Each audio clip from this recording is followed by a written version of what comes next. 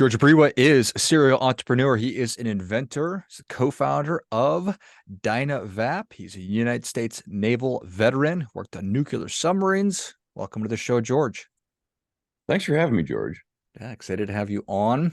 Tell us a little bit about your personal life, more about your work, why you do what you do. Well, it took me, I'd say, probably about 20 years after I kind of got through high school or so to figure out who I actually was and what was important to me. And once I kind of figured that out, well, it became a lot more simple and straightforward to decide what to do. And that is, person needs to ask themselves, what actually matters? What's important to you? And if you can answer that question to any reasonable degree, the rest just tends to fall into place. I don't know if you know what I mean when I say that, but For sure. there's this wonderful feeling that happens when you just simply know that you're doing something that's within that range of things that you really care about. And when you're doing things that you care about, well, it's invigorating to begin with, and it carries along with it that wonderful sense of satisfaction and accomplishment that I think most of us are seeking. So, I how's that? I, I think that's great. We're definitely reading from the same script. So as you are searching, I don't know what the term that you would use. How would Okay. you describe that journey from I'm just doing stuff, I'm sort of wandering along, I'm, checking boxes, trying to figure things out to when you actually figure out, okay, this is what matters, this is what I'm supposed to do. Okay. So it begins with discomfort, right? And, a sensation that I would like to think most of us are familiar with. It's also a sensation that many of us seek to avoid. And so, where I'd like to go for just a minute is stop it. Okay. Discomfort is actually a wonderful sensation because it helps you understand, hmm, maybe, those, maybe I should get the car a little bit off to the left because I'm going off course. Okay. Discomfort is a wonderful indicator that something is not right. Okay. Now, just trying to seek comfort, no, that's not what we're aiming for. We're trying to seek satisfaction. And satisfaction is not in line with comfort. Satisfaction is in line with ensuring that you're doing what you know you should be doing. And I know that sounds a little bit vague, but it's actually way more simple than it might seem to be. Because if you just take a second, think about, okay, what really is important to me and the people around me that empower me with the ability to basically be who I want to be and do the things that I want to do. And if anything that you're doing at that moment is not helping to assist or move them forward and their objectives, or is not helping to move you forward or your objectives, well, you probably should really think about, why am I doing this? Well, And why do you think people are just doing it? as silly as it sounds, it's because it's the easy path. Okay. Oh, what do you mean by that? Being uncomfortable and not having any money is the easy path? Yes. That's exactly what I mean. Because you're choosing to just get by. You're choosing to just do whatever's necessary to get through this moment instead of taking a few minutes thinking, okay, if I want to break out of this cycle that I've been caught in for year, 2 years, 3 years, 10 years, 20, 30 years, whatever it might be, it starts with a little bit of foresight, a little bit of planning. Okay, what is it that I care about? What is it that I'd rather be doing with my time? What is it that really actually matters to me? And identify just the things that you're doing in any given day and categorize them. Is this helping me be who I want to be? Or is it just helping me get by? Because if it's just helping you get by, well, then you're going to continue to just get by.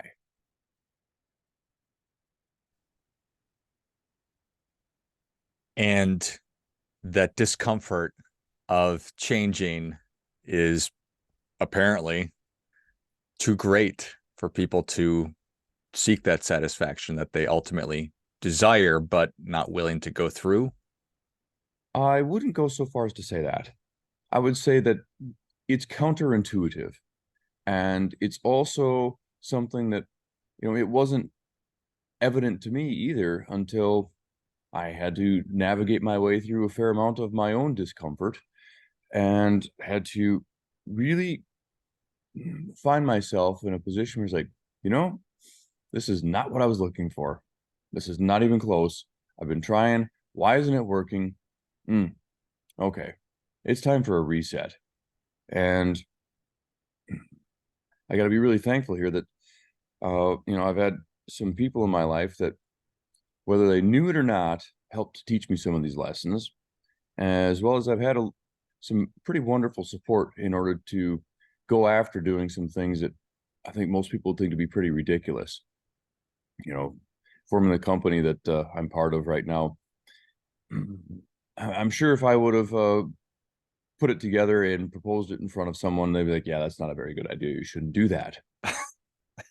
In fact, I'm very confident that's the response I would have got from probably 90% of the people that I would have thrown it in front of.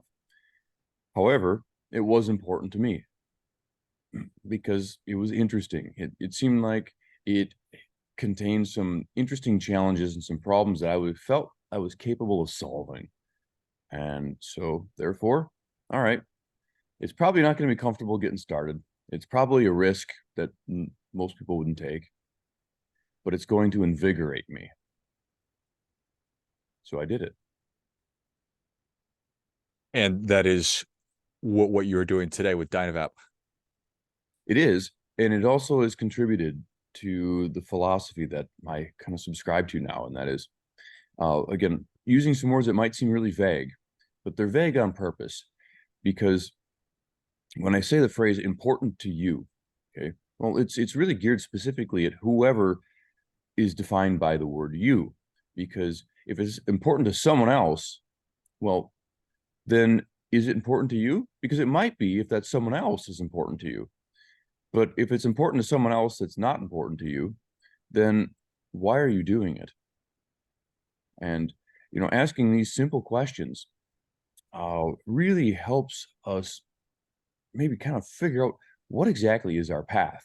And when we as a person get on our path, focusing on the things that are important to us as a person or to the people that help us be the person that we want to be, everything else just falls into place. Doesn't mean you're going to be comfortable all the time. No, not at all.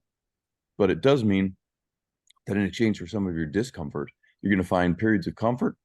But way more important than that, you're going to find some amazing experiences and finally get a hold of little bits of just downright awesome satisfaction. Those moments is, yep, got that. Oh, that's nice. That's nice. When you figure it out. You mentioned having people around you that tell me a little bit more about that. They saw something in you, they gave you the support you needed to make tough choices. Both. And that it gets to probably one of the other most important lessons that I had to learn. Because when I was younger, figuring out problems, especially mechanical problems, it became really easy to me. I can solve those sorts of things without much difficulty. And with that came, I'm going to say, a little bit of too much of the wrong kind of confidence that I can do this. I don't need anyone else's help. I can figure this out, which is not good. And it's not good at all, not because, no, you can't figure it out. You might be really, really smart, might be able to figure out a lot of things on your own. Okay. But if you really want to accomplish anything really satisfying or anything significant, you think you're going to do it by yourself? No, not even close. I mean, when we just for example, look at anyone else that you hold in high regard, doesn't matter who it is, and think, does this person become a person that you admire by not having anyone else help them with anything else? And if you think that that's the case, well, you may be beyond what you or I can assist with. You might want to seek some more professional help. So Because it's you're those, wrong. yeah, you're 100% wrong, you know, and so it was that conclusion that, if I'm going to find any significant satisfaction in my life, if I'm going to be able to accomplish anything I care about of any significance, I need to make sure that I've got some of the right people around me. And they don't even have to agree with everything that I'm doing. They just have to be willing to participate on a level that helps me focus on the things that not only I like to do, but here's the other little bit of magic. Okay. There's a very small number of things that any one of us actually love to do. Okay. And those things are probably some of the most important little bits about yourself that you need to know, because it's when you're doing those things that you find satisfaction, and it's those things specifically that are going to likely contribute to bringing the most value into your life.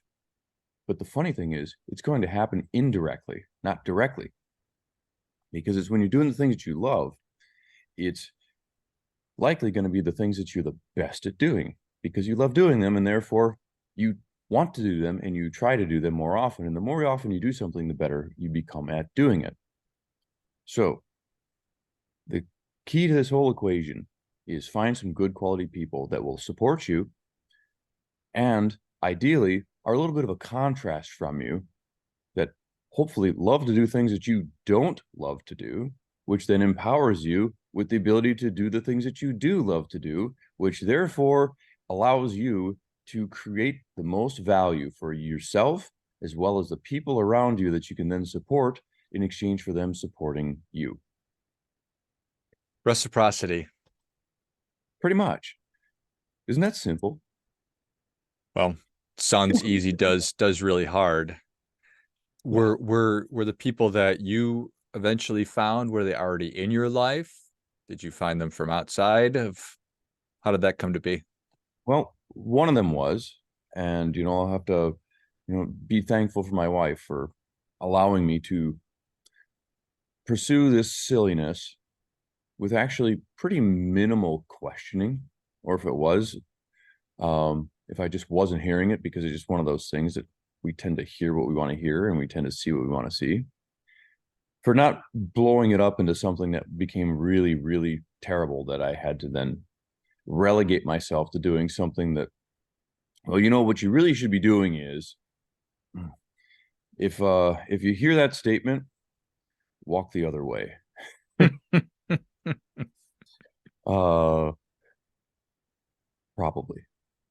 Because, getting to take that advice from, anyone with a grain of salt. Because when someone starts a sentence with what you really should be doing, or why don't you do this, um, is this person in a place that you desire to be, or are they a walking example of who you don't want to be? But anyway, back to people. Yeah, wife supported me even when things got really, really uncomfortable, when I was going after trying to put this company together. And yeah, it looks like I'm gonna have to work for a while, and there's not going to be much money to work with at home. I don't think a lot of people would have tolerated that. It's like, no, you need to get a good paying job because we got bills to pay, instead of working with me and figuring, okay, how can we minimize the bills that we need to pay so we can actually survive? And, thank you for allowing me to pursue something that I actually care about. So after that, Fascinating. Do you think that she did that because she knew you were going to be successful? She loved you just unconditionally, both faith? that's a difficult to answer question. Yeah.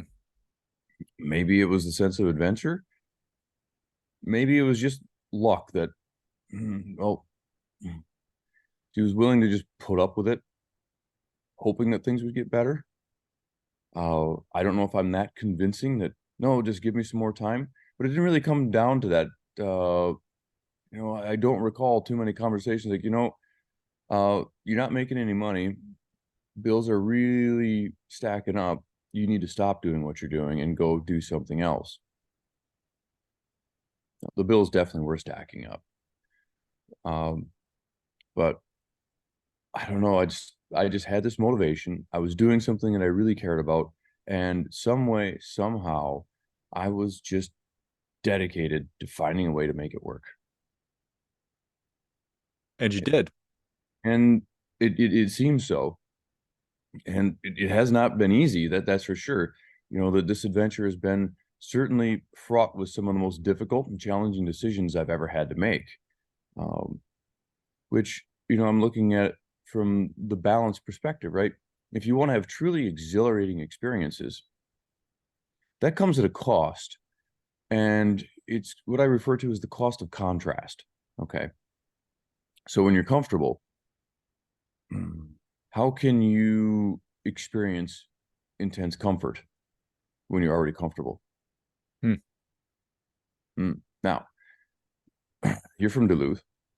Go outside, and no, you can't come inside. It's cold. No, you can't come inside. You got work to do. Okay. Stay out there. Get it done. My fingers are cold. Yep. Got work to do. Get it done.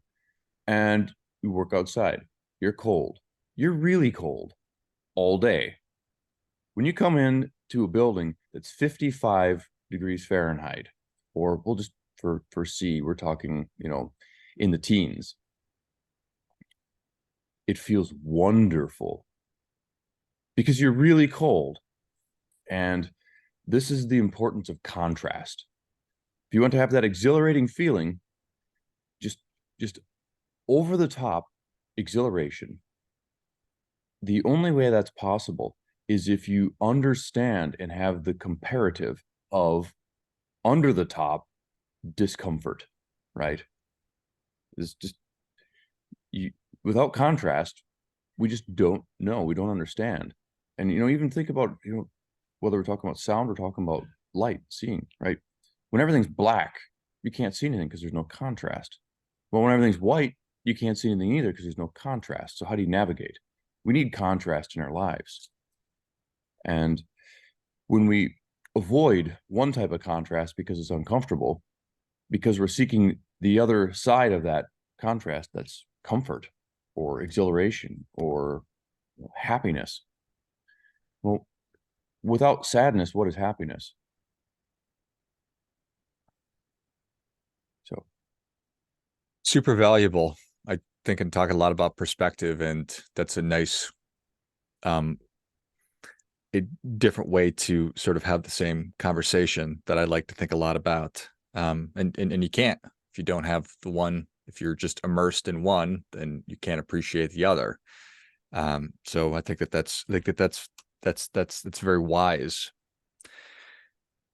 What is how do you contrast what you're doing with the greater market, be it when you started, where we are today? well, how do I contrast it? I'll contrast it with a few simple values, right? Now, when I started this adventure, I was seeking a solution to a problem that I thought that other people might be sharing, and that is, uh, there's a lot of people out there that smoke, and they smoke because they know that it does what they're looking for it to do. What they didn't know, and what I didn't really know and understand, is that there's some really nice alternatives. Now, there's more now than there used to be, but there's still a huge number of people out there that don't understand that I don't need to light something on fire and inhale the smoke in order to get what I'm looking for. I can simply bake instead of burn, and I can largely get the same outcome. Well, so when I started to pursue that, I was like, you know, maybe we could form a company, make a product that can solve that problem.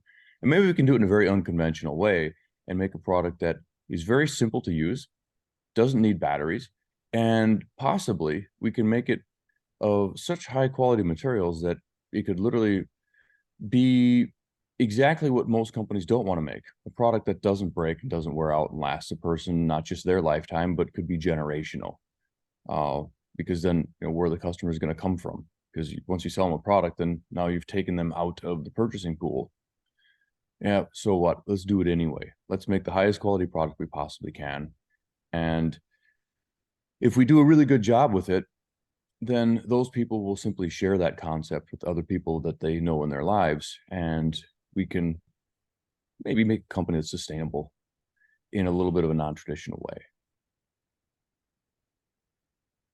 And your adventure has been going on for how long now?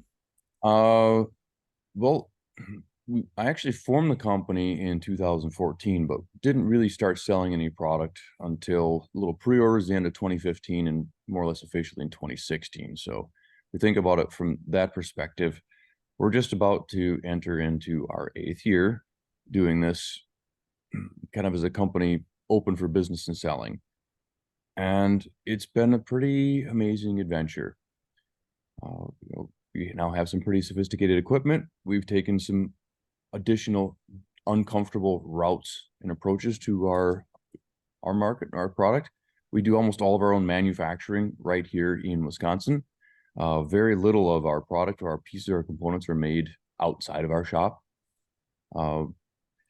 This has empowered us with the ability to refine our product, to improve it, to iterate it at a much, much faster pace than I think is typical. And that's also helped us progress in some pretty satisfying ways. Well, I'm glad to hear that. So who is your ideal user? Okay, so an ideal customer for us is a person that enjoys things along the lines of cannabis and or other herbs. Okay, it doesn't have to be cannabis, okay, because our products actually work really well with just about any herb that a person might use for aromatherapy, including lavender. Just wide range. Do some exploration, you'll find there's quite a few out there. If a person likes to smoke or use other products along those lines, you might find that ours is a very good alternative. We find that most of our customers transition to a product like ours had been people that would smoke in the past, and we're just not satisfied with a lot of the electronic devices on the market because they just weren't able to provide that satisfying experience or to emulate some of the mannerisms or the rituals, which is a whole nother conversation, maybe for another time. But our product was designed from the ground up to emulate the ritual of smoking without the smoke. And you do that through baking instead of burning, which is very wonderfully descriptive and helpful Well, to, I think so because the analogy I really like here is, hey, would you like some fresh baked cookies? Most people, yes. okay. Well, would you like some fresh burned cookies? No. No. Okay. Then why are you burning your favorite flour when all you really need to do is bake it to your preference? Hmm.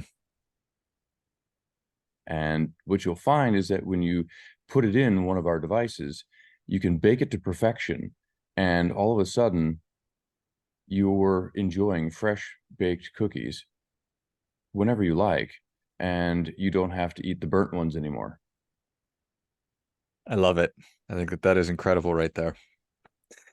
Well, George, thank you so much for coming on. Where can people learn more about you? Where can they learn more about freshly baked cookies, not burned ones? Right. So our website is dynavap.com. That's DYNAVAP.com. We also have the various social medias, again, searching up DynaVap. A whole lot more to learn there. Quite a few people that like to review our products. They're simple. They don't look like what you might think that they do. They're very lightweight. Small one right here, one we just released, actually mostly made from wood. The whole product weighs 10 grams. So it's very, very light and very simple to use. I love it.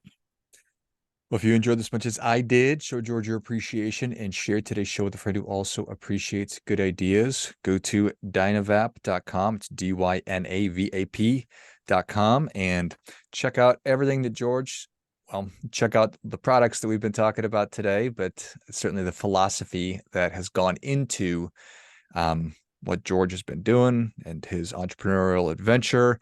And I can certainly attest to the quality and the craftsmanship and just how good looking the products are. So thanks again, George. Thank you so much. Until next time, remember, do your part by doing your best.